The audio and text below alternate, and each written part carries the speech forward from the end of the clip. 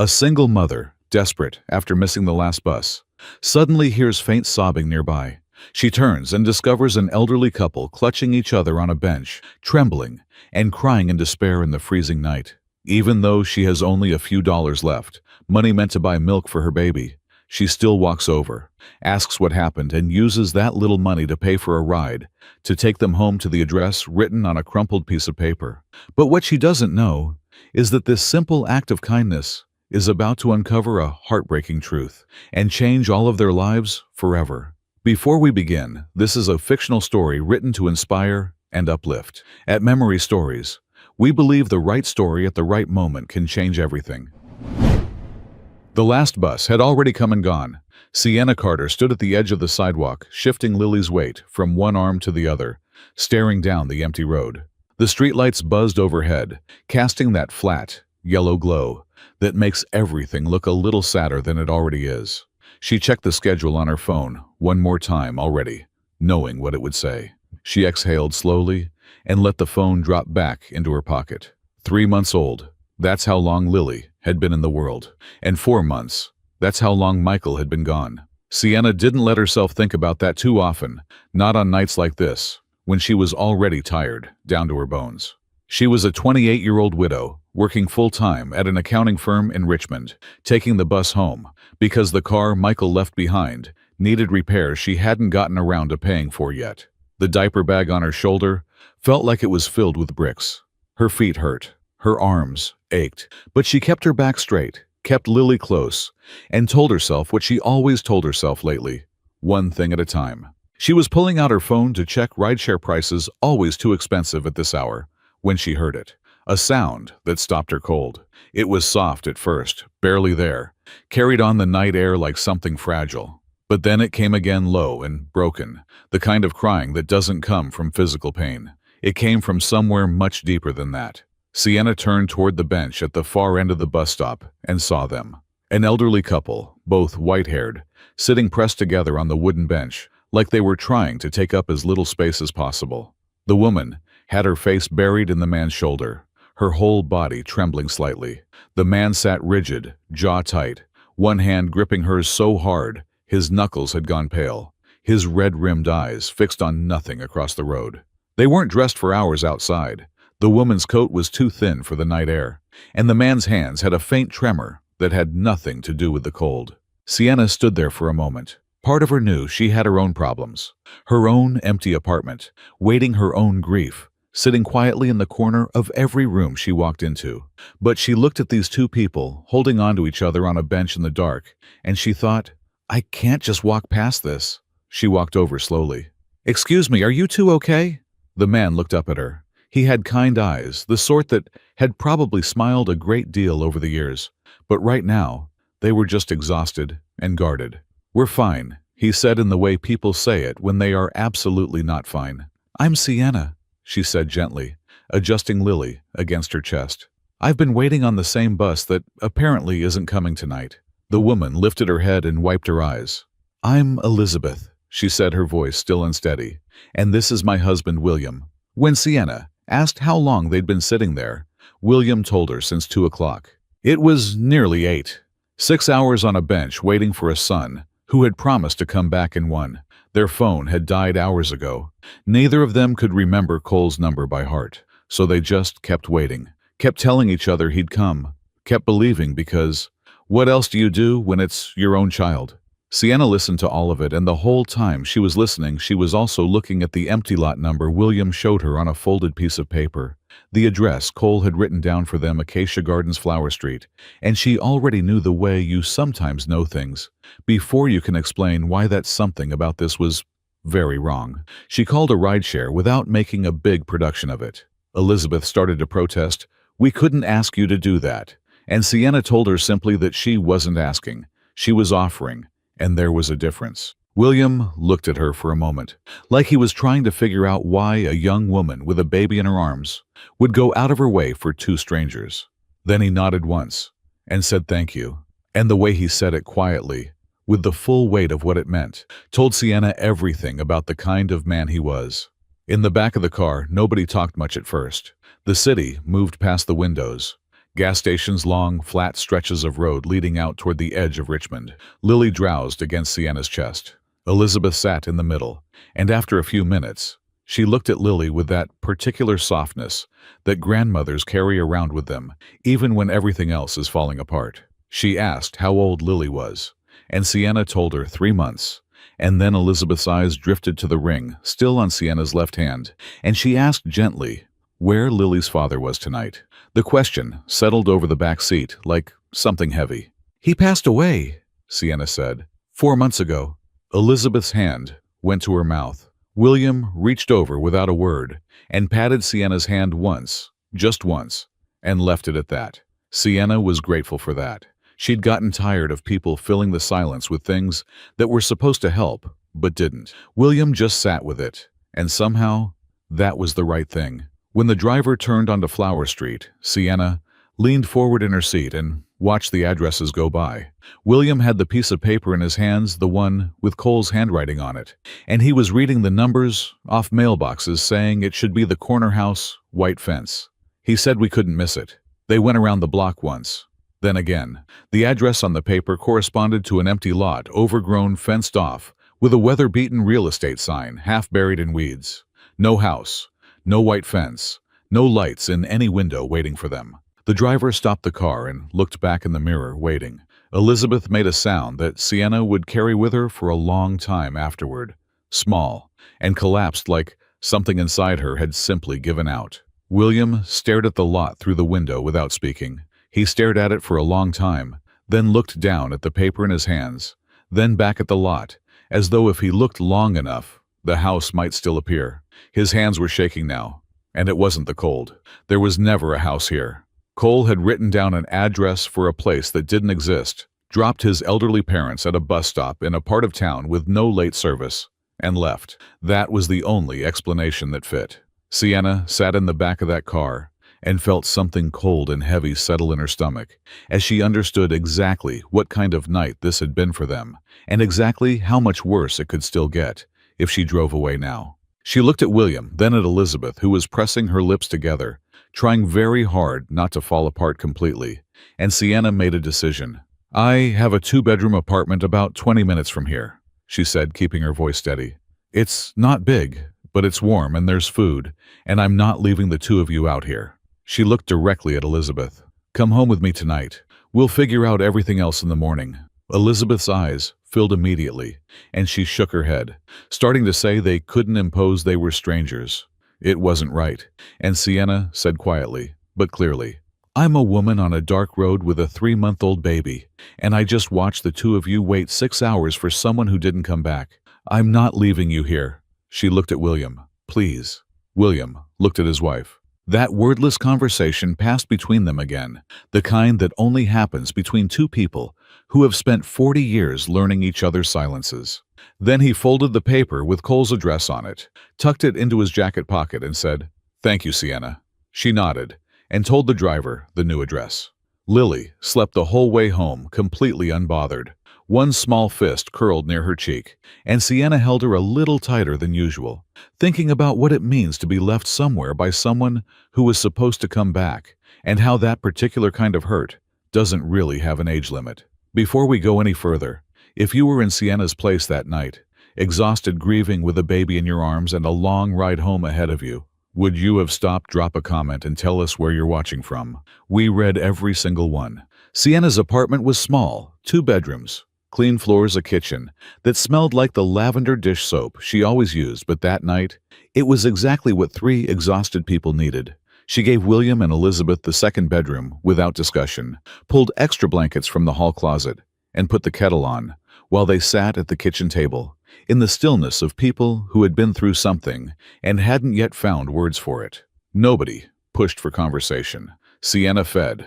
Lily got her settled in the bassinet and came back to check on them one last time. Elizabeth looked up from her mug and said very quietly that she didn't know how to thank her. Sienna told her to get some rest, turned off the kitchen light, and went to bed. She lay awake for a while, staring at the ceiling, turning the evening over in her mind. The piece of paper William had shown her in the car, Cole's handwriting, the address, the lot, with the real estate sign, half buried in weeds. She kept coming back not just to the facts of it, but to the feeling underneath the facts. The particular loneliness of being somewhere dark, waiting for someone who isn't coming back. She knew that feeling from the inside. She had been living in a version of it since the day Michael died, that hollow, suspended quality of waiting for a life that was no longer going to arrive. And now, here were two people who had felt it too, on a bench in October, at the hands of their own son. In the morning, the apartment felt different, fuller. William was already up when Sienna came out, standing at the kitchen window, with his hands in his pockets, watching the street below, with the distant focus of a man working through something difficult.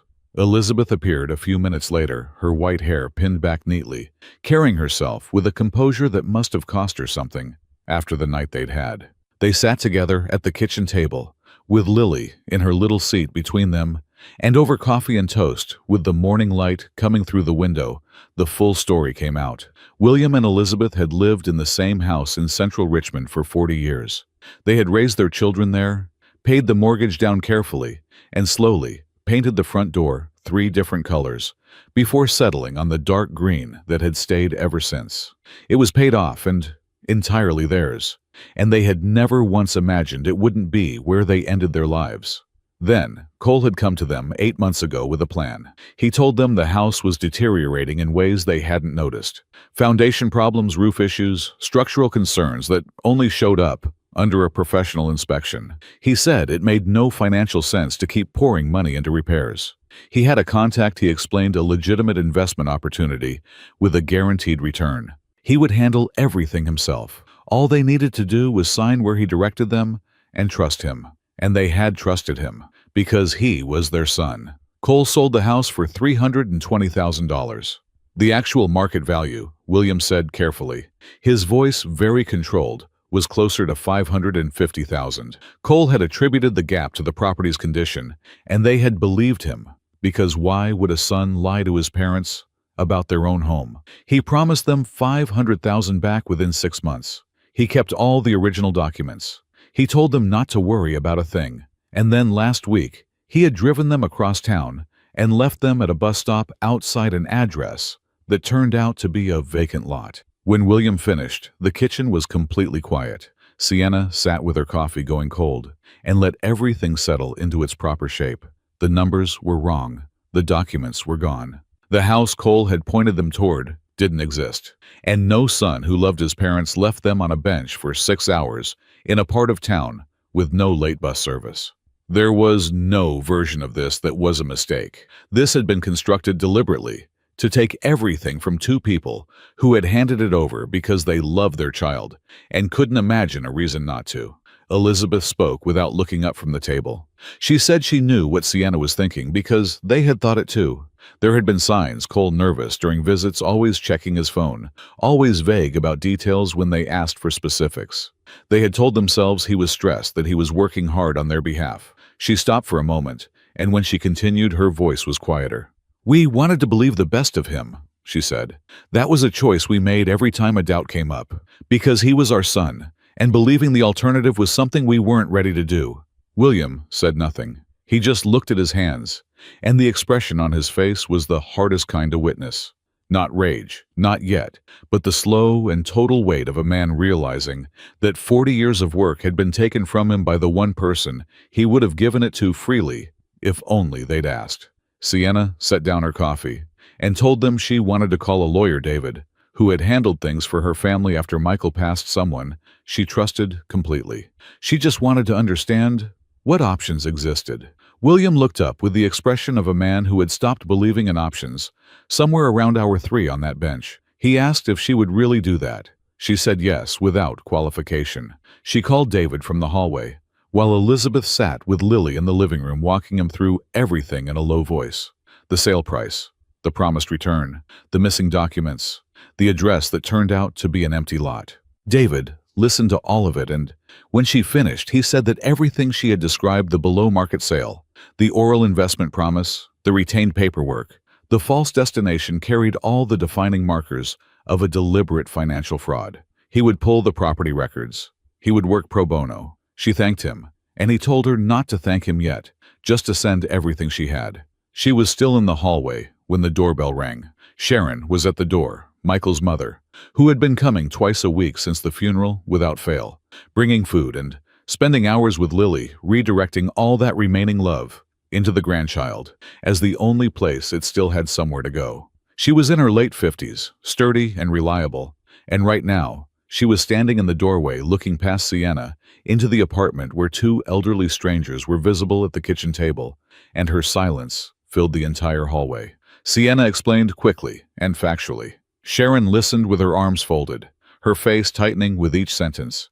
And when Sienna finished, she took her arm and drew her out onto the front porch and said what she had to say directly. She said Sienna had brought strangers into the home where her grandchild slept. Sienna said they were elderly and had nowhere else to go. Sharon said that was not Sienna's problem. Sienna said she had made it her problem. Sharon looked at her for a long moment and then laid it out plainly. It was either this or her. She had been coming every week because Sienna was Michael's wife and Lily was his daughter, and she would do anything for that baby.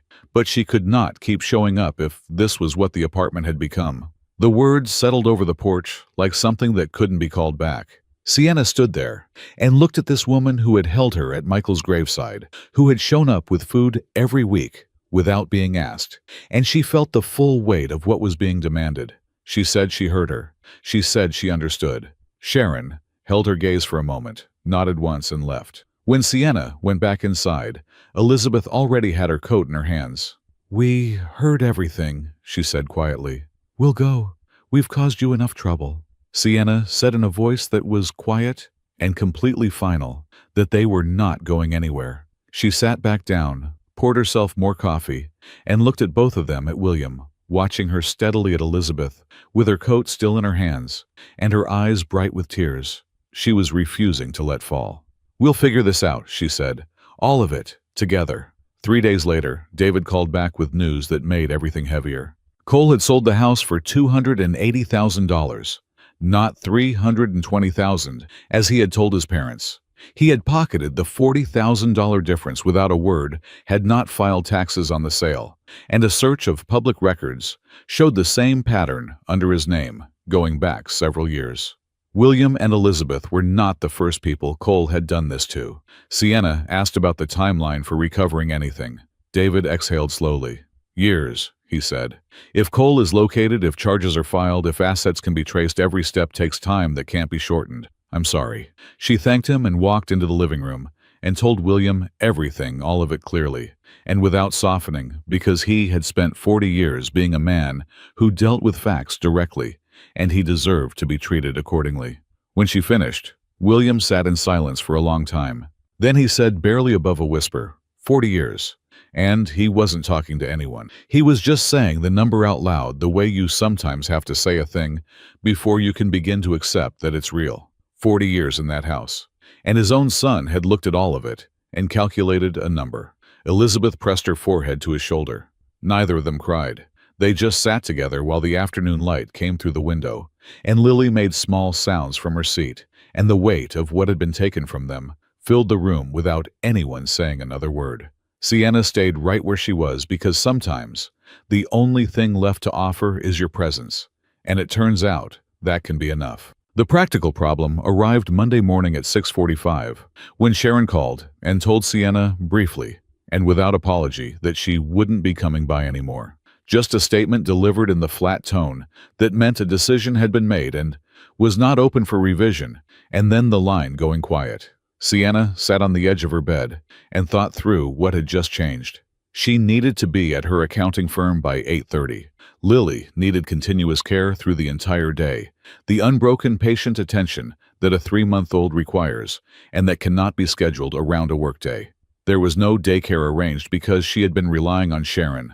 The infant wait lists in Richmond ran 4 to 6 months, and emergency private care would cost more than her budget could absorb without something else breaking.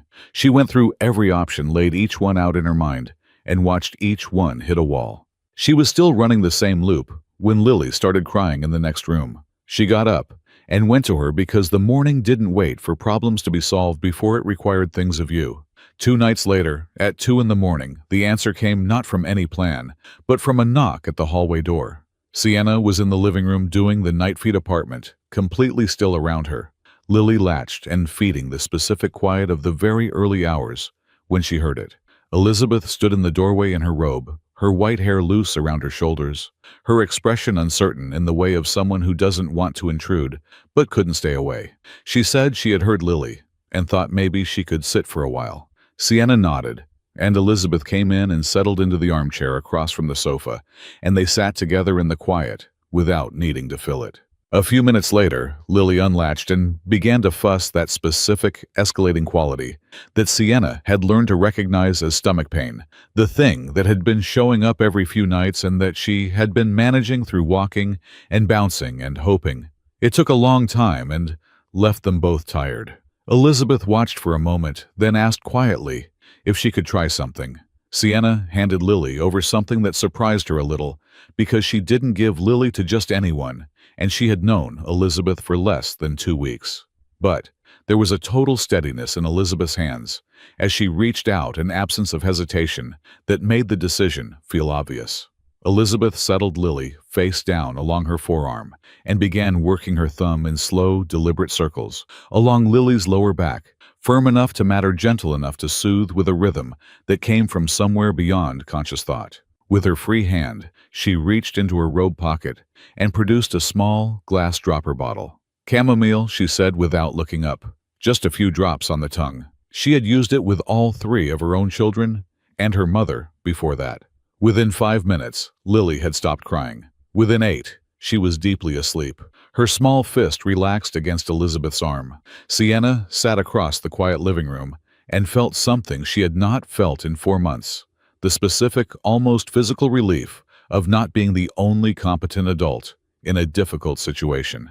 She had been carrying that weight alone since the day Michael died, the exhaustion of being solely responsible for another person's survival while managing her own grief at the same time. In 8 minutes, Elizabeth had lifted enough of it that Sienna could feel the difference in her own body. She thought about that for the rest of the night.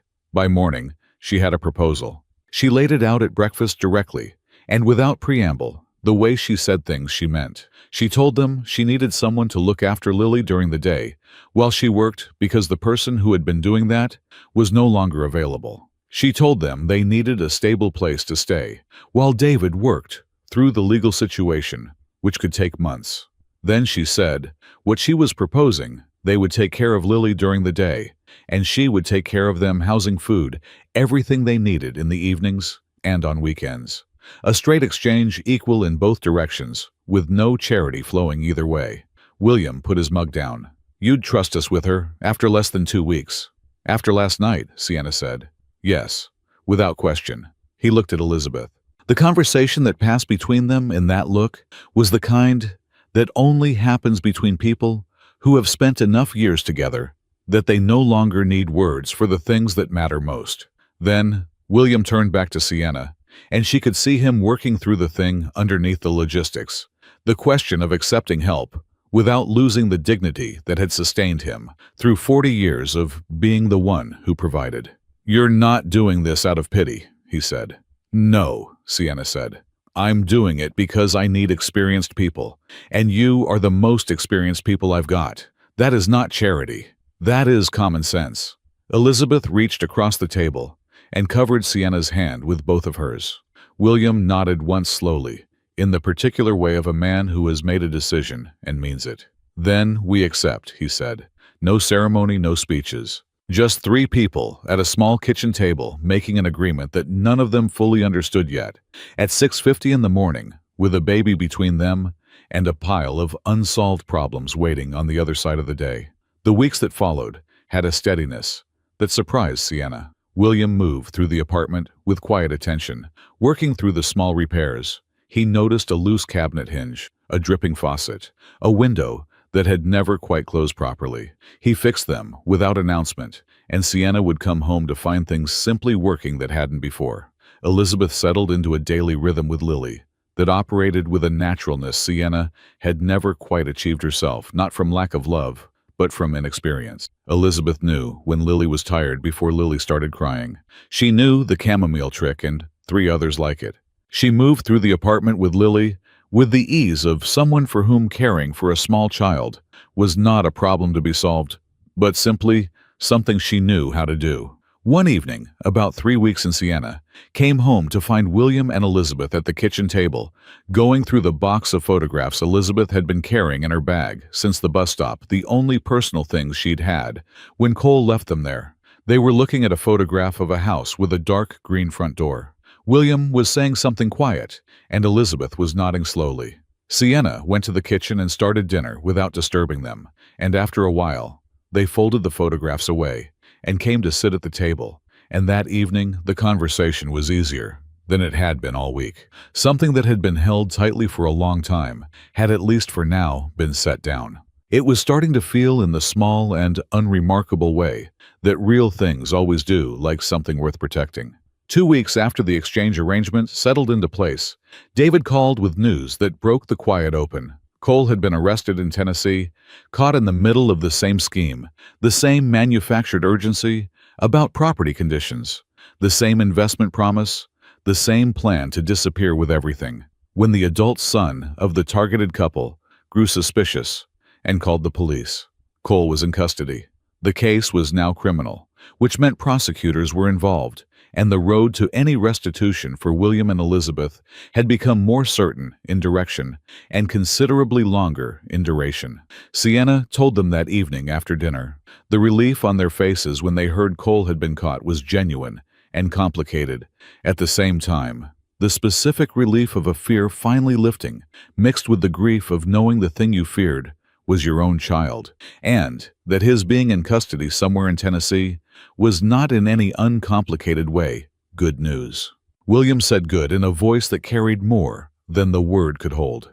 Elizabeth looked at her hands and said nothing at all, and the silence around that nothing was the kind that deserved to be left alone. 3 days later, at 10 in the morning, someone knocked at the apartment door. The woman on the other side was in her late 40s, clipboard in hand county lanyard around her neck. She introduced herself as Catherine from the Adult Protective Services Division and explained she was there to follow up on an anonymous report alleging that 2 elderly individuals were being kept in unsuitable living conditions at this address. Sienna kept her expression neutral and stepped back to let her in. Catherine was professional and unhurried, the manner of someone who had walked into many situations and had learned not to decide what she was looking at before she had actually looked. She moved through the apartment methodically, noted the condition of each room, paused in the living room doorway to observe William reading in the armchair and Elizabeth sitting on the floor with Lily doing tummy time on a blanket. Then she sat across from Sienna at the kitchen table and began asking questions. How long had Sienna been providing care for elderly individuals? What was her professional background in elder care? Was she aware of county regulations around informal care arrangements involving vulnerable adults? How were William and Elizabeth's medical needs being managed while Sienna worked full-time outside the home? Each question was reasonable on its surface. But Sienna could hear the shape being assembled underneath them, the quiet construction of a portrait that would show a young woman 28 years old, no credentials, no formal training, already stretched thin with an infant who had impulsively taken in 2 vulnerable elderly people following a trauma, and who was, however, well-meaning, not equipped to provide appropriate care. And at the center of that portrait, 2 people who had already been victimized once and might need protective intervention more than they needed a well-intentioned neighbor. The anonymous report, Sienna was almost certain, had not come from a stranger. After Catherine left with a promise to follow up, Sienna went to the bedroom, closed the door, and called David immediately. She laid it out for him clearly, the visit, the questions, the angle of the inquiry, and what she believed the likely recommendation would be. David listened carefully, and when she finished, he said that if Catherine filed for placement, the county could pursue moving William and Elizabeth to a supervised care facility, not as their choice, as a determination made on their behalf by the state, based on a finding that their current situation was inadequate. They would have limited ability to contest it without legal standing of their own. And then he said there was a way to give them that standing: legal guardianship. If Sienna became their legal guardian of record, she would assume formal legal and financial responsibility for their welfare. It would give William and Elizabeth standing as individuals with a recognized legal advocate. It would make any attempt to remove them from the home without a formal legal challenge essentially impossible. And it would establish clearly that this was not an informal arrangement that could be administratively unwound, but a legal relationship with real protections on both sides. "What does actually taking that on mean for me?" Sienna asked. David didn't soften it. "It means you are legally and financially responsible for two elderly adults, in addition to your infant daughter. It is not a small commitment." Sienna was quiet for exactly 3 seconds. "I want to do it," she said. David exhaled slowly, the exhale of someone who had stopped being surprised by a person. "I'll start the paperwork today," he said. That evening, after dinner with Lily asleep and the apartment quiet, Sienna sat down with William and Elizabeth at the kitchen table and told them what she had decided. She laid it out plainly, what legal guardianship meant, what she would be taking on, what authority it carried. She told them she was choosing it freely and without reservation. The change in Elizabeth's face happened in layers. The tension she had been carrying since the night Cole left them at that bus stop, weeks of it, held in the careful way she moved through the apartment, like someone aware she was taking up space that might not fully be hers. That tension released all at once, and what replaced it looked like safety. Her shoulders dropped. She pressed both hands over her mouth. William looked at Sienna for a long moment, with the expression of a man who had spent a lifetime understanding that people do things for reasons, and who was genuinely trying to understand what reasons could account for this one. "Why?" he said. "After everything we've already put you through, why would you keep choosing this?" Sienna thought about how to answer, and then decided the honest thing was the only thing worth saying. "When Michael died, I felt like the floor had dropped out from under everything, like I'd been set adrift and no one was coming." She held his gaze. "You were left on a bench in the dark by your own son. You know exactly what it feels like to be somewhere cold, waiting for someone who isn't coming back." She paused. "I couldn't be that person for someone else. I wouldn't." William nodded slowly, without trying to argue her out of it, or tell her it was more than she should take on. Elizabeth stood up from her chair and crossed the kitchen and put her arms around Sienna, and she said quietly in close, "You are the daughter I wish I'd had." Sienna held on for a moment before she answered, "And you're the parents I wish Lily had." The guardianship was approved on a Thursday morning. David called to confirm it, and Sienna stood in the break room at work and let herself feel relieved for 30 seconds before walking back to her desk, because the morning's deadline didn't care about personal victories. By Saturday, Patricia had called. Sienna had not known Patricia existed until the phone rang. She was the oldest of William and Elizabeth's 3 children, living in New York, working in finance. She spoke with the organized precision of someone who ran meetings for a living. Every sentence purposeful, no words, wasted an underlying assumption that the conversation would go where she directed it. She thanked Sienna for what she had done in what she called an emergency situation, acknowledged that it had been a frightening and difficult time for her parents, and then explained that the family had now properly assessed the situation and made appropriate arrangements. Her parents would be relocated to a residential facility in upstate New York, well-regarded, fully staffed, close to Patricia's home in Westchester. Sienna should prepare them to leave by the end of the following week. Sienna said, without raising her voice, that she held legal guardianship of William and Elizabeth, and that any decisions about their living situation would need to involve them directly and proceed through the appropriate legal channels. The professionalism on the other end of the line dropped by several degrees. "I am their daughter," Patricia said. "I understand that," Sienna said, "and I think you should come here and speak to them in person. They should be part of this conversation." Patricia arrived that Saturday morning in a black SUV, her husband in the passenger seat, a tall man who carried himself with the easy confidence of someone who had been fully briefed and had already decided how this would resolve. It didn't begin as a confrontation. Patricia came in and greeted her parents warmly, asked how they were eating and sleeping, looked around the apartment with visible relief at finding them well. For a few minutes, it seemed like it might become a real conversation between people who all wanted the same thing. But then, Patricia began describing the facility. She had clearly spent time preparing. She walked through the staff-to-resident ratio, the on-site medical team, the activity programming, the proximity to her own house. She delivered it with the fluency of someone who had rehearsed a presentation and expected to be persuasive. And as she talked, Sienna watched Elizabeth's hands tighten slowly in her lap, and watched William's face go very still, in the particular way it did when he was working hard to keep something contained. "We don't want to go to a facility," Elizabeth said. Patricia's tone shifted into the patient register of someone managing a difficult conversation. "Mom, after what Cole did, you've been through a significant trauma. You may not be in the best position right now to evaluate what kind of care you actually need." "I am in a perfectly clear position," Elizabeth said. There was a steadiness in her voice that had not been there at the beginning of the conversation, something that had been finding its footing over the past weeks, and had, without Sienna quite noticing when it happened, become solid. "I was deceived by my son. That is a terrible thing that happened to me. But being deceived does not mean I cannot decide where I want to live or who I want to live with. Those are different things, Patricia, and I need you to understand that." Patricia's husband, who had been standing near the door with his arms loosely folded, looked at Sienna and said in the reasonable tone of someone who considered himself to be making a fair point, "You have to understand how this looks from the outside.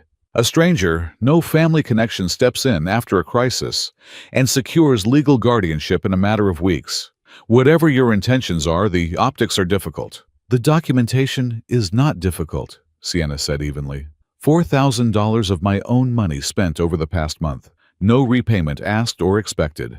My lawyer can provide a complete accounting." Something shifted briefly in Patricia's expression, the professional surface slipping to reveal something more complicated. Underneath something that might have been the early stages of understanding that she had less control of this situation than she had thought when she woke up this morning. She turned back to her mother and said they needed to talk privately, and reached over and took Elizabeth's arm. "I'm not going anywhere," Elizabeth said. Patricia's grip tightened, and she pulled a real pull, not a suggestion enough to draw Elizabeth half out of her chair, and Sienna stood up. "Patricia." Her voice cut clean across the room. "Let go of her right now." Patricia's hand released. The room went completely still. Sienna waited a moment before she continued. "I have legal guardianship of your parents. If you remove them from this home against their expressed wishes, that is not a family disagreement anymore. That is a legal matter, and I will handle it as one. So I need you to either sit down and have a real conversation, one where you actually listen to what your parents are telling you, or I need you to leave." Patricia stood there, breathing something working across her face that was complicated and entirely real, the anger of someone who came prepared to be in charge and found she wasn't, and underneath that anger, something that looked very much like fear, not of Sienna, of the possibility that she had, at some point she couldn't identify, already missed something important. Her husband touched her shoulder. After a long moment, Patricia straightened, looked at her parents, looked at them maybe more carefully than she had since she walked in, and said quietly that she would be speaking with her lawyers. Then she and her husband left, and the door closed behind them. William let out a slow breath. Elizabeth straightened her blouse with the careful deliberateness of someone reconstructing themselves piece by piece. From the bedroom, Lily made a small sound and then went quiet again. After a long moment of silence, Elizabeth said, "I'm sorry you had to do that." "Don't be," Sienna said. She looked at both of them steadily. "David will handle what comes next. That is exactly what he is there for." She said it with more confidence than she felt. But she had learned in the months since Michael died that sometimes the most important thing you can do for the people depending on you is to sound certain even when you're not, especially then. The hearing was set for 6 weeks out, and David was direct with Sienna about what they were walking into. Patricia had legal standing as a biological child, financial resources that significantly outpaced Sienna's, and an argument that carried genuine legal weight that a 28-year-old single mother with no formal training in elder care had moved too quickly into a position of legal authority over two vulnerable elderly people who had just been victimized and were therefore at elevated risk. Courts took that kind of argument seriously. The burden of proof would fall on Sienna's side. She needed to demonstrate concretely and with documentation that William and Elizabeth were safe, their needs properly met, and their wish to remain in her care freely and independently expressed. So Sienna built the case the only way she knew how, by doing the work and recording every piece of it. She kept a log of every doctor's appointment, photographed the paperwork, and filed it in order. She documented every medication, every prescription renewal, every call to a medical office. She tracked William's blood pressure readings. Julian had begun coming around by then, bringing a proper cuff and taking readings each morning, recording them in a chart that showed a consistent, healthy trend since William had started taking the medication his Richmond doctor had prescribed, but that he had been inconsistent about before. She recorded Elizabeth's schedule: at the community center, the Tuesday watercolor class, the Thursday reading group, the Friday afternoon social hour that Elizabeth had started attending at the invitation of a woman from the watercolor class, and from which she came home that first Friday with color in her face that hadn't been there in the morning. Every receipt, groceries, medical supplies, household expenses went into the binder. The binder sat on the kitchen table and got thicker every week. One evening, about 3 weeks before the hearing, William came into the kitchen while Sienna was working through receipts, made himself a cup of tea, and sat down across from her. He looked at the binder for a moment and then at her. "You don't have to prove yourself to us," he said. "I know," she said without looking up. "I'm proving it to a judge." He wrapped both hands around his mug. "When Elizabeth was pregnant with Cole," he said, "I worked double shifts for 4 months to save enough to buy her a real crib, not the second-hand one we'd been planning on, a proper one built to last. I thought that was what a father did. You see what's needed, you provide it, you don't wait to be asked." He looked at the table. "I did that for 40 years. Provided protected showed up. And I still didn't see what Cole was doing." He paused. "I've been trying to understand how that's possible. How you can be paying close attention for 40 years and still miss something that large." Sienna looked up at him. "What I've come to is this," he said. "I was so focused on providing things that I stopped being good at seeing people. What they actually were, not what I needed them to be." He met her eyes. "You see people, Sienna.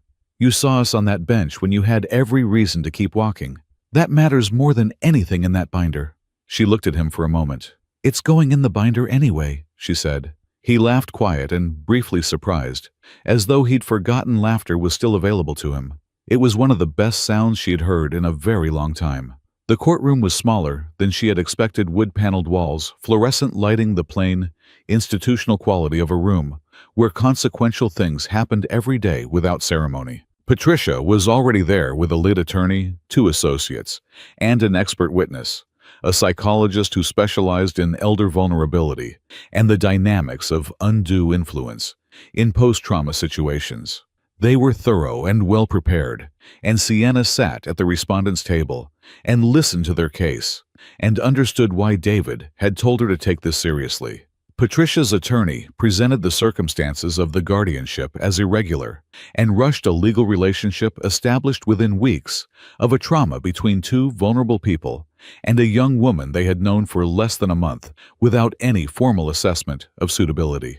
The psychologist spoke carefully about the documented tendency of elderly fraud victims to form rapid, intense attachments to rescuers, and about the risk that such attachments, however genuinely felt, could represent a dependency that was not in the elder's long-term interest. The argument was careful and not without merit, and Sienna sat there and respected it, even as she waited for David's turn. David presented the binder. He walked the judge through it methodically and without drama. Every appointment, every prescription, every chart, every receipt, the community center schedule, the blood pressure trend, the photographs of a clean, organized, functional home. Julian testified as a witness, 6 years of clinical nursing experience, calm and precise on the stand about William's cardiovascular health and Elizabeth's general well-being, and the quality of care he had personally observed in the household over several months. Then William took the stand. He was 75 years old, and he had been robbed by his own son, and he had sat on a bench in the October cold, waiting for someone who was never coming. And he stood at the witness stand without notes and without performance and spoke directly to the judge in the plain voice of a man with nothing left to protect except the truth. He said he understood exactly what this hearing was deciding, and he wanted it decided correctly. He said that in the months since Sienna had found them, he had woken up every morning in a home where he was treated as a person with dignity, where his opinion was sought before decisions were made, where his skills were used, and his experience was valued. He had watched his wife come back to herself. He had watched a small girl learn to say his name. He was not confused, not pressured, not subject to any influence he hadn't freely chosen. He was a man of 75 who knew his own mind, and his mind was that he wanted to stay exactly where he was. Elizabeth spoke after him and said that before Sienna, she had been disappearing gradually, without drama, in the way that happens when your purpose is taken from you day by day, and no one notices because the loss is too slow to register. Caring for Lily had given her back something she hadn't known she was losing. Being part of a household that needed her had restored something that Cole's actions had nearly destroyed. Home was not a building, she had learned that when Cole sold hers, but a place where you were known and needed and safe. She had that. She was asking the court not to take it away. When Sienna stood up, she looked at the judge and said what she had been carrying since the night she found them on that bench. "They are my parents, Your Honor. Not by blood, I understand that clearly. But family is not primarily about blood. It is about who shows up, who stays, who takes care when taking care is hard and costs something real. By every measure that has ever mattered to me, William and Elizabeth are my family. I am asking you to let us stay that way." The judge deliberated for 18 minutes. He found that William and Elizabeth were of sound and independent mind, fully capable of determining where they wished to live and with whom, and that the documentation before him was consistent with their being properly cared for and not subject to any form of undue influence. He upheld the guardianship in full. Patricia sat very still when the ruling was read. Then she stood and crossed the room to her parents and put her arms around her father and then her mother, and she held them both for a long time, without saying a word. When she finally stepped back, her eyes were wet, and her expression had moved from opposition into something more honest, something that held regret and relief in roughly equal measure. She looked at Sienna and said, "Take care of them." "I already am," Sienna said. "Just a fact. No edge to it." 3 months after the hearing, a firm in Charlotte called, with an offer, senior accountant, a team of 12 and a salary just under double what she was making in Richmond. Sienna sat with it for 2 full days before she brought it up at dinner. She set down her fork and said she had been offered a job in Charlotte, a real opportunity, the kind she had been working toward for years. She looked at William and then at Elizabeth. She said she wanted to know if they would come with her. Neither of them answered right away. William looked at Elizabeth. Elizabeth looked at her hands, then looked up and asked if this was what Sienna wanted. Sienna said she wanted them all to go together, and that she was asking them as equals, not asking them to follow her, but asking if they wanted to go. William reached over and refilled his water glass in the deliberate way he did when he was thinking something through. Then he said that he had lived in Richmond his entire life and had always assumed he would die there. He said the Richmond he had lived in wasn't there anymore. Cole had seen to that. He set his glass down. "When the place you thought you were tied to has already been taken from you," he said, "there isn't much reason left to stay for the name of the city. So yes, I think we go." They moved in February, 3 carloads of furniture, and the houseplant Elizabeth had been nursing back to health since the day she arrived at the Richmond apartment, which she treated as non-negotiable cargo. The new house in Charlotte was a modest 3-bedroom rental on a quiet street, with a yard that William walked the entire perimeter of, on the first day identifying along the south fence a patch of ground that would make, he said, with obvious satisfaction, an excellent garden. Sienna started the new job the following Monday. She set up a family health insurance plan that covered all 4 of them and paid the last of the debt that had been accumulating since Michael's death. For the first time in well over a year, the numbers moved in only one direction. The household settled into Charlotte more quickly and naturally than she had expected. William expanded the garden through the first spring into something genuinely productive: tomatoes and peppers along the south fence, herbs along the back wall. The kind of garden that requires daily attention and rewards it consistently. Elizabeth found the community center in the first week and was in a watercolor class by the second. Lily grew into a toddler with strong opinions and a deep, unself-conscious attachment to both William and Elizabeth that expressed itself in the direct way of young children. She brought them things she wanted to show someone. She climbed into their laps when she wanted comfort. She fell asleep on them in the afternoons, with the complete trust of a child who has learned that some people are simply safe. Then, one evening in early fall, Lily looked across the living room at Elizabeth with the deliberate focus of a child who has been practicing something privately, and said clearly and with full confidence, "Grandma." Elizabeth went completely still. Then she laughed and cried at the same time in the specific, helpless way that happens when something breaks your heart open in exactly the right direction. William appeared in the kitchen doorway and said what happened, and Elizabeth was still laughing too hard to form a sentence. So Lily turned and looked directly at William and said, "Grandpa." William looked at the ceiling for a long moment, in the way he did when something had found its way past his defenses. Then he came and sat in his armchair, and Lily climbed into his lap with the easy confidence of someone claiming a familiar space. And he put one hand on her small back and looked out the window at the garden, and he was smiling in the way he smiled when he didn't know anyone was watching fully, without reservation. Julian had been quietly present in the household's life for several months by then. He was a nurse at the hospital where Elizabeth had her checkup, the one who had taken extra time explaining her results, without condescension, who had intercepted William in the hallway afterward, and patiently answered the follow-up questions William hadn't wanted to burden the doctor with. He had asked Sienna if they needed directions to the parking structure. They talked for 11 minutes in the parking garage, which is longer than it sounds when the conversation is good. He texted 2 days later to ask if her family had gotten home safely. She wrote back. Several weeks passed before either of them named what it was becoming. When they finally had dinner alone, William and Elizabeth, volunteering with great enthusiasm to manage an evening with Lily, Julian listened to the full history of the household without interrupting. And when Sienna finished, he said it made complete sense to him and that she was clearly that kind of person. She asked what kind. "The kind who shows up," he said, "and stays until it isn't hard anymore. Not everyone is." She thought about that on the drive home. 2 years after the move, on a Sunday evening in April, Julian asked her to marry him in the living room. No restaurant, no audience. Just Lily on the rug, looking up with solemn attention, and William in his armchair, and Elizabeth on the sofa pretending to read.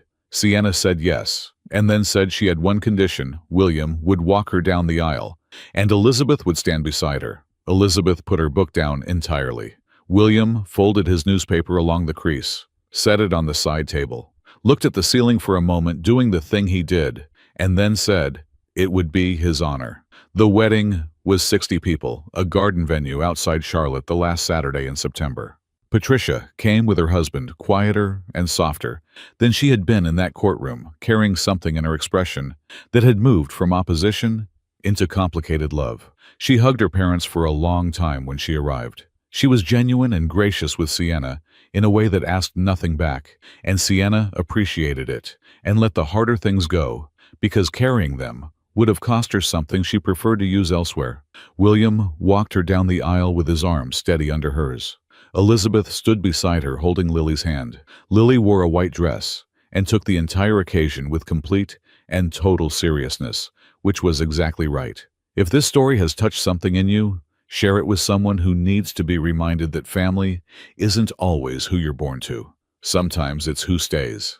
The hardest chapters are still ahead. Stay with us. Sienna found out she was pregnant again the following spring and told William and Elizabeth at breakfast on a Sunday, setting the test on the table between the coffee cups without preamble. Elizabeth picked it up, looked at it once, looked at Sienna, looked at it again to be sure, and then made a sound of pure happiness, loud enough to bring Lily running from the next room to see what had happened. William read the results, set it down carefully, and said well in the voice he used when something had pleased him considerably, and he was going to be measured about showing it.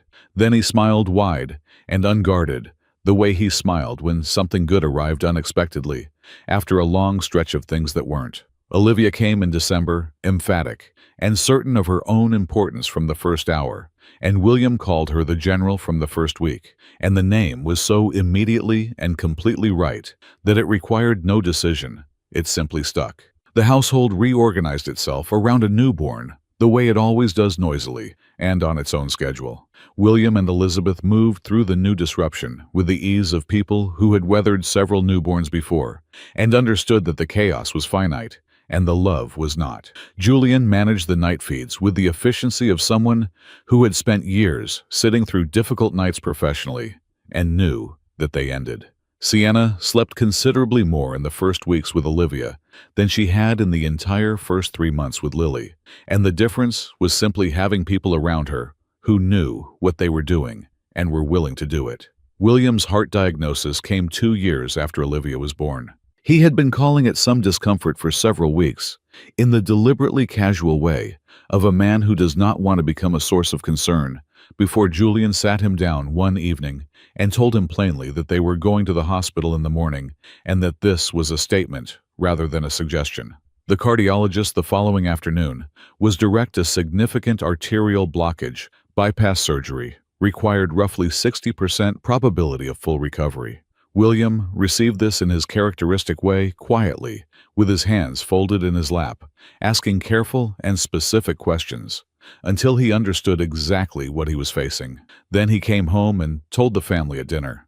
Elizabeth's face went completely still when he said it. Lily, 4 years old and alert to the atmosphere of the room, even without understanding its content, climbed into William's lap without being asked and put both arms around his neck. Olivia was asleep. Julian was already on his phone pulling up the surgeon's record and the hospital's surgical outcomes, because that was how he entered a crisis immediately and with information. The surgery was on a Thursday morning. They sat in the waiting room for 6 hours. Sienna, Elizabeth, Julian, and Lily drawing pictures on a notepad to give William. When he woke up, each one carefully labeled in the large, earnest letters of a child who wants her work to be understood. Sienna held Elizabeth's hand for most of those 6 hours. Neither of them talked very much. There wasn't much to say that wasn't already understood between them. William came through the surgery. The recovery was slow and genuinely frustrating for him. 3 weeks in which he was not permitted to lift anything or exert himself or work in the garden, restrictions he found maddening, and expressed through pointed observations about the pace at which other people did things. Julian took over his medical monitoring at home, with quiet thoroughness, blood pressure readings every morning, medications managed with the consistency that was within their control, evenings going over what the numbers meant, in plain terms. "You're good at this," William said one evening while Julian was making a note in the chart, explaining things without making the other person feel like they're missing something obvious. Julian looked up briefly. "Years of practice. On patients like me. On patients who ask the right questions and then actually listen to the answers," Julian said. "That's genuinely rarer than you'd think." William made the small sound he made when something had landed well and went back to his book. He was back in the garden by the time the dogwood along the back fence bloomed, doing exactly what the post-operative instructions said he should not be doing, yet at exactly the pace he judged appropriate, while Julian tracked his heart rate from the kitchen window and kept his own counsel, because he had learned by then which arguments were worth having. Elizabeth's own decline began more quietly. The forgetting started small, in the way it always starts a word in the middle of a sentence that she couldn't reach the name of a television program she had watched for years, whether she had already said something she was about to say again. Sienna noticed the pattern before Elizabeth mentioned it, told Julian who spoke to Elizabeth's doctor, and the evaluation was scheduled and completed. The results came back without ambiguity. Alzheimer's early stage, but progressive. The neurologist gave them literature about memory care facilities and walked them through what to expect as the disease advanced, the stages, the timeline, the levels of care that would become necessary. Sienna listened to all of it with the attention she gave to things she needed to understand completely. In the car on the way home, she told Julian what she had already decided. "She stays home," she said. "We figure out what that requires and we do it." Julian glanced at her. "I know," he said. I wasn't going to argue. They told Elizabeth that evening at the kitchen table Sienna and Julian and William were the important things in that house had always been said. Elizabeth listened without interrupting. When they finished, she was quiet for a moment, looking at the table. Then she looked at William with the precise, dry composure that had always been particularly hers. "Well," she said, "I suppose I'll have to stop pretending I remember things I don't." William took her hand. That was the whole of what needed to be said. The years that followed were not easy. There is no honest way to describe watching someone you love lose pieces of themselves gradually, unevenly, without any reliable pattern, and call it anything other than hard. Elizabeth had long stretches of clarity that could last for days, stretches when she was entirely herself, sharp and warm and funny, in the dry, precise way that had made Sienna love her since those first weeks in the Richmond apartment, when she sat at the kitchen table with her morning coffee and made observations about the world that were so exactly right, you laughed before you knew you were going to. And then, there were days when the fog came in heavily, and she moved through the house with the careful unfamiliarity of someone navigating a space she half recognized, and on those days, someone was always nearby, not hovering, not making her feel managed, but simply present and reachable, making sure she was never frightened and never alone inside the confusion. She knew Lily's face without exception all the way to the end. She knew William's voice, even on the days she couldn't place his name, and in whatever capacity she retained for knowing she knew, she was somewhere she was loved and wanted and safe. Olivia grew up knowing her grandmother in both modes, in the clarity and in the fog, and seemed to understand without being taught that both were the same person, that the fog did not change who Elizabeth was, only what she could access in a given moment. She had inherited William's quality of sitting comfortably in silence with people, which made her particularly good company on the harder days. Elizabeth passed away on a Tuesday morning in October, 2 weeks before her 81st birthday, in her own bed in the Charlotte house that had held her through the worst and the best of her final years. William was beside her holding her hand. Sienna and Julian were there. Lily and Olivia were there. It was quiet and peaceful and complete, the kind of death that is only possible when the people around you have chosen repeatedly and at real cost to themselves not to leave. William grieved with the particular dignity of a man learning to be whole after 50 years of being half of something. He kept her houseplant alive on the kitchen windowsill, watering it every morning with the same unhurried attention he had given to everything in his life that mattered. He kept her chair at the table. He didn't need anyone to tell him how to carry what he was carrying. 6 months after Elizabeth passed, Cole came back. Sienna was in the kitchen on a Saturday afternoon when Lily came in from the front of the house and said there was a man at the end of the path who wasn't knocking, just standing there looking at the door. Sienna went to the front window and looked out, and she recognized him from the photograph she had once seen in William's wallet years ago in the Richmond apartment. Cole was in his mid-40s now, thinner than the photograph, with the particular quality of stillness that belongs to people who have spent time in places where movement was not freely available.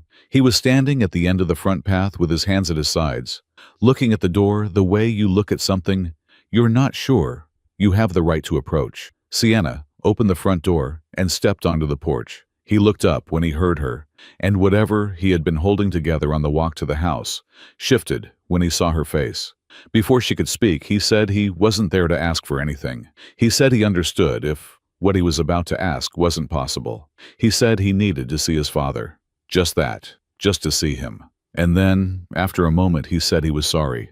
Not for any specific item, but comprehensively, in the way of a man who has had a long time to understand the full scale of what he did and has arrived finally at the only word that's left. Sienna looked at him standing at the end of the path in the October afternoon, and she thought about the bench in Richmond and William's hands shaking over the piece of paper with the wrong address, and Elizabeth saying, "We wanted to believe the best of him." She thought about what Elizabeth had asked William to tell Cole in one of her last clear days. She already knew what the answer to this moment was. "Come in," she said. She walked him through the house to the backyard, where William was at the garden, turning the soil along the back fence, the way he did in the afternoons, when the weather allowed. William heard the back door and looked up, and when he saw who was standing behind Sienna, he went completely still. Sienna stepped back inside and pulled the door to, and left them to it. Cole stood at the top of the back steps and didn't speak for a long moment. Then he said, "Dad, I'm sorry." Just those words in the voice of a man who knows they are not adequate, and says them anyway because they are all that remains. William set his trowel down slowly. He looked at his son for a long time, at the face he had known for 45 years, the face he had watched become itself over decades, the face that had looked him in the eye and taken everything he had built and left him in the dark on a bench in October. He looked at all of that, and then he crossed the garden and put his arms around Cole. And Cole broke completely, the way you break when you have been holding something for years, and someone finally, without condition, makes it safe to put it down. They stood there in the backyard for a long time. Later inside, the four of them sat at the kitchen table. William, Cole, Sienna, Julian. The house was warm and ordinary around them. Lily was doing homework in the next room. Olivia was upstairs. Elizabeth's houseplant stood on the windowsill in the last of the afternoon light. Her chair was still at the table. Cole asked about his mother, and William told him carefully and gently, the way you tell someone something that will hurt them and cannot be made to hurt less. Cole received it with his eyes closed, and when he opened them, they were wet. He said he had missed the last years of her life, not as a plea or a question, just as a fact he was saying aloud for the first time, in the only place where saying it was appropriate. William said, "She knew you would come back. In one of the last clear days she had, she told me, tell him the door stays open." That was all she asked. Cole looked at the table and nodded once, and pressed his lips together. Sienna thought about something Elizabeth had said to her a long time ago in the quiet of the Richmond living room, while Lily slept. We wanted to believe the best of him. She had understood it then as a kind of painful naivety. She understood it differently now. It was not naivety. It was a choice, deliberate, repeated, costly, to hold the door open even when everything reasonable said to close it. That was not weakness. That was the hardest kind of love, the kind that does not require the other person to have earned it first. "You can stay," Sienna said. Cole looked up at her. "Not because what you did was acceptable. It wasn't. And it cost people I love something they can't fully get back. But your father is 78 years old, and the time he has left is not unlimited, and spending it in anger towards someone you love is a waste of something that cannot be replaced." She held his gaze. "So you stay. You help. We'll figure the rest out as we go." Cole nodded. He still couldn't speak. William reached across the table and covered his son's hand with his. "Family isn't a place you earn your way back into," he said. "It's a place that waits for you. That's the whole point of it." In the months that followed, Cole stayed. He found work, found an apartment 15 minutes away, and came to the house on weekends, and some evenings carefully. At first, learning the shape of a household that had been built entirely without him, and then more naturally, as the weeks accumulated into something that began to feel like the ordinary texture of a life. He and Sienna were never entirely easy with each other. There was too much between them for that, but they were honest, and honesty, it turned out, was enough of a foundation to build something functional on. William declined slowly, and with the same dignity he had brought to everything else. He spent more time in his chair by the window than in the garden in those last months, but he was present and clear, and entirely himself until very near the end. Cole was there through it, sitting with his father in the evenings, talking about things they had never gotten to before, sometimes just existing in the same room, in comfortable quiet, spending in the only currency still available, time and presence what couldn't be repaid in any other form. William passed away on a quiet Sunday morning in spring, in the chair by the window, where he had always liked to watch the garden. Sienna came downstairs and found him, and she stood in the doorway for a moment before she went to him because she wanted to hold the image of him, exactly as he was peaceful, facing the morning light, in the middle of the life he had chosen to stay for. She called Cole. She called Patricia. She held Lily's hand when Lily cried, and held Julian's when she needed to. And she sat for a long time afterward at the kitchen table, with Elizabeth's houseplant on the windowsill above her, and thought about a bus stop in Richmond on a cold night in October, and a bench, and two old people holding on to each other in the dark, waiting for someone who wasn't coming. She had almost kept walking that night. She was grateful in the deep and permanent way of someone who has understood something essential about who they are that she hadn't. Family is not the people you were assigned at the beginning. It is the people you choose again and again, especially when the choosing costs you something real. It is the door that stays open even after it has been walked out of. It is the table with enough chairs. It is the place that holds all your failures alongside your best moments and calls you home regardless. That is what it is. That finally and completely is the whole point of it. And just like that, The story found its ending. A young widow, carrying grief she hadn't learned to set down yet. Two old people betrayed by the one person who should have protected them. Three strangers at a bus stop on a cold October night, each of them broken in their own way, each of them waiting for something that wasn't coming. But somehow, out of all that loss, they found each other. William chose forgiveness in the end, not because what was done to him was small, it wasn't, but because he understood finally that family was never meant to be a place you earned your way into. It was always meant to be the place that waited for you, no matter how far you'd gone or how badly you'd gotten it wrong. That's what a real family is. Not perfect people, just people who refuse to close the door. If this story moved you, share it with someone who needs it today. And tell us in the comments, what does family mean to you?